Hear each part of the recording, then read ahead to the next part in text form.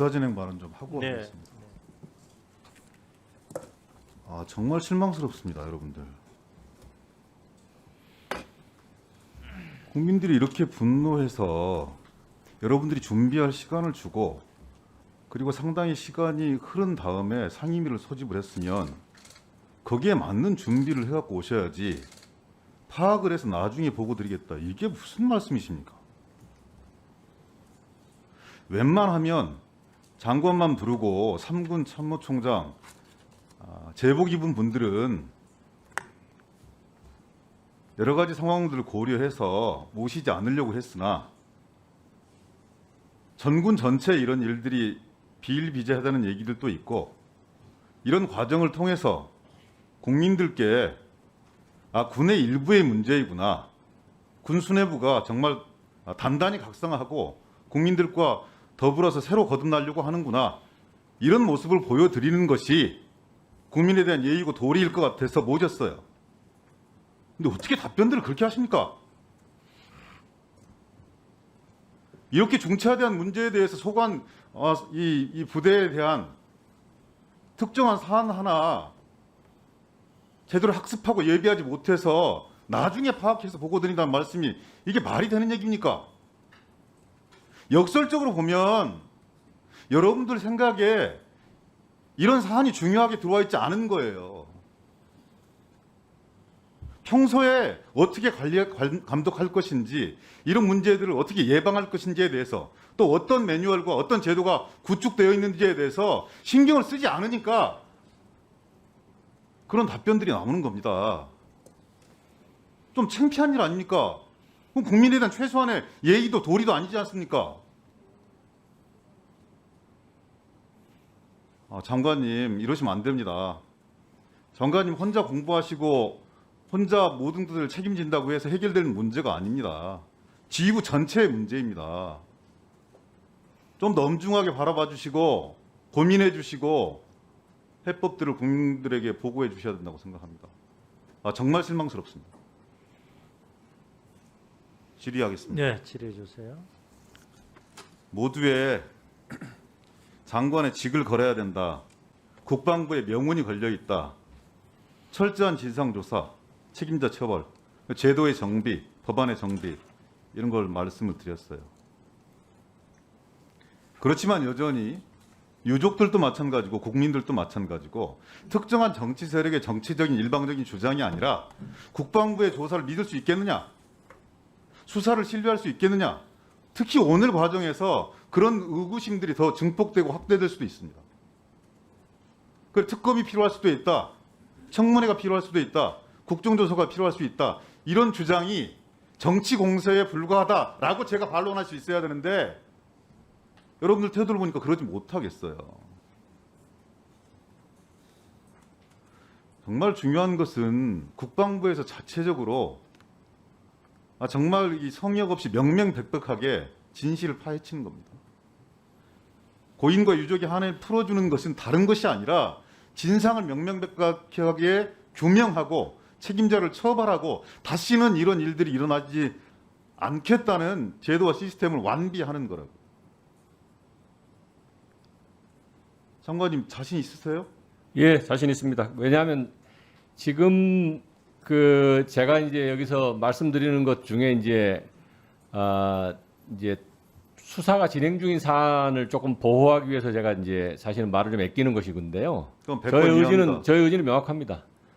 그리고 시간을 끈다고 해결되는 문제가 아닙니다.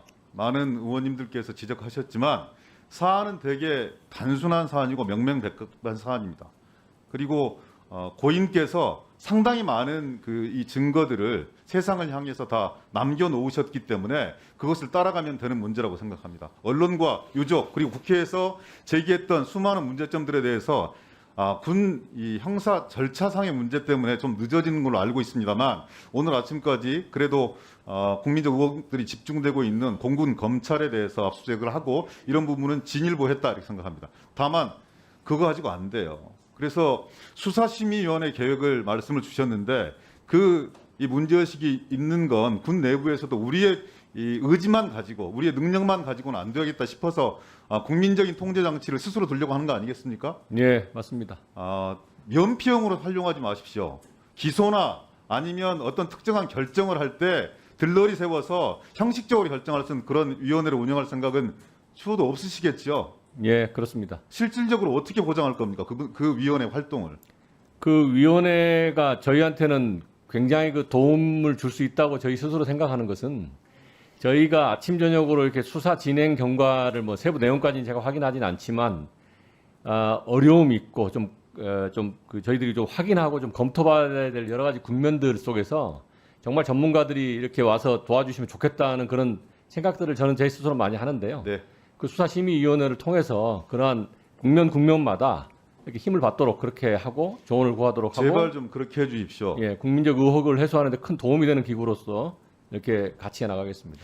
세상의 변화만큼 잘 따라가지 못하고 있는 것이 정치이기도 하고 그런데 그보다 더 뒤처져 있는 부분이 저는 군 내부의 문화라고 생각합니다.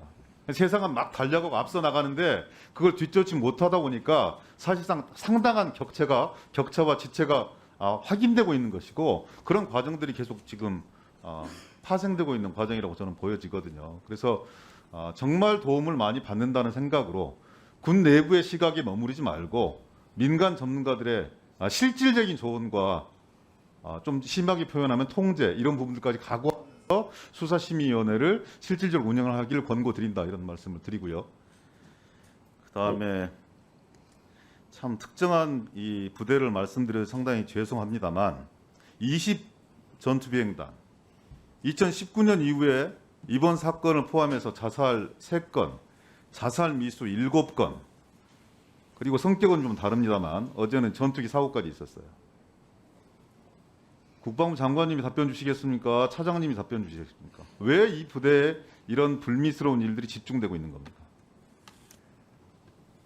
이제 부대 진단을 다시 한번 정확하게 이제 국방부 차원에서 한번 해주라고 말씀 주셨는데 그럴 생각입니다. 근데 현재 제가 아는 20전투 비행단의 여건이나 이런 거로 볼 때 여러 가지 좀 느슨해진 부분도 있고 또 부대 환경도 좀 미흡한 부분도 있고 하는 여러 가지 이유가 있다고 생각합니다. 다 부대 진단 활동을 통해서 정화 또는 아까 해체도 말씀하셨는데 해체 수준에서 부대를 정비하도록 그렇게 하겠습니다.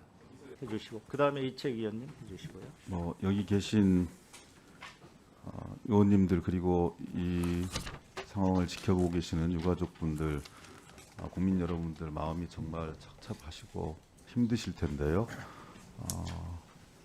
고인과 그리고 유족 그리고 또 이 사건에 대한 이 명백한 진상을 규명하고 책임자를 처벌하고 다시는 이런 일들이 일어나지 않도록 하겠다는 이 제도 개선을 반드시 이루어내겠다 국방위 차원에서 이런 다짐을 하고 고인을 기리는 명복을 비는 묵념을 하고 시작하는 게 어떨까 하고 위원장님께 제안을 드립니다.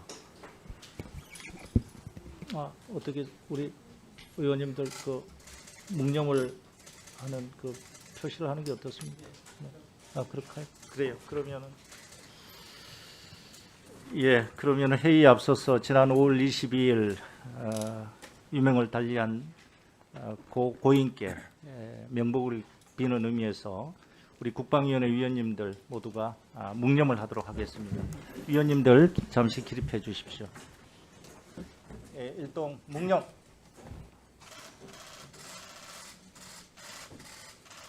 바로 앉아 주십시오.